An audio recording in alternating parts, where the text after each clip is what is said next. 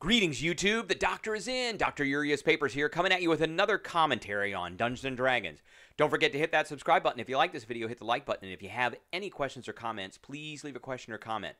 All right, it's time for another installment of the Doctor Spell Prognosis, and today we're talking about the first level spell, Hunter's Mark. I give this an A-, and the major reason I give it an A- is because of its limited range of classes and characters that can use it. It is usable by Rangers and Oath of Vengeance Paladins, and you really can't pick this one up with a feat because it is only usable by those. It's not an arcane type of spell. So, however, the rest of the spell is awesome. This is the Ranger's Hex, essentially. So it is a first level spell. It's a bonus action to cast it. It has a range of 90 feet, very similar to Hex. A verbal component, that's better than Hex. It lasts for an hour, same as Hex. It's divination, and it does bludgeoning damage. Okay. So, and it doesn't really say, oh, I guess it's bludgeoning, etc. So you choose a creature within range, and you mystically mark it as your quarry.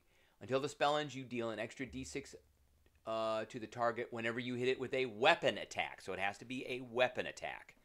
And that can be, a bow is a weapon. That's a ranged weapon attack. A sword is a weapon. That's a melee weapon attack. In addition to doing a d6 damage whenever you hit the target. Remember that. D6 damage to the target whenever you hit with a weapon attack. That's really super important.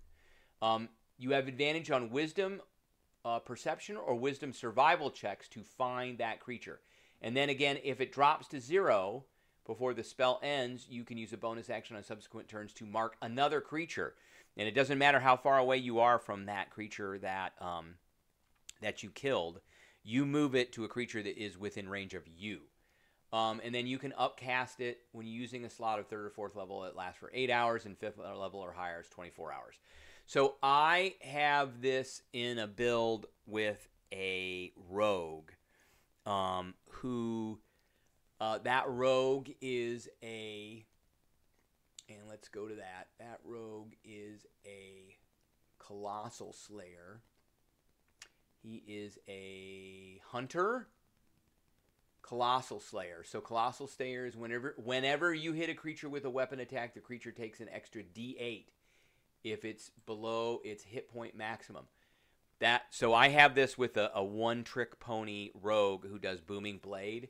So he's got all kinds of damage. Sneak attack damage on top of Colossal Slayer damage on top of Hunter's Mark damage. However, there are other classes that you could combine this with too, like a fighter who gets a ton of attacks.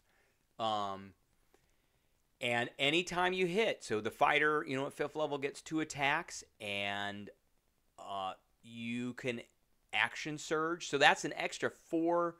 And if you got the 3 levels of the Ranger, then you can cast Hunter's Mark and do Colossal Slayer and do Hunter's Mark every time you hit the creature, which is just insane. I mean, it's just, these things can stack up on each other and get pretty ridiculous. So all in all, I think Hunter's Mark is a great spell. I wish that it could be used by other classes, but it is pretty niche to the Ranger. It is the Ranger's thing. If you are a Ranger or you're thinking about taking Ranger, then you should take this spell.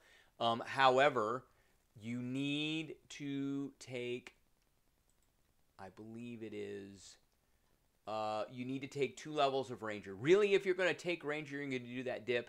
You should take 3 levels of Ranger so you can get the Ranger archetype. And that way you get some extra stuff. But 2 levels of Ranger can get you access to the Hunter's Mark spell. All right, that's what I got for everybody today. I appreciate everybody tuning in, and I will catch everybody later.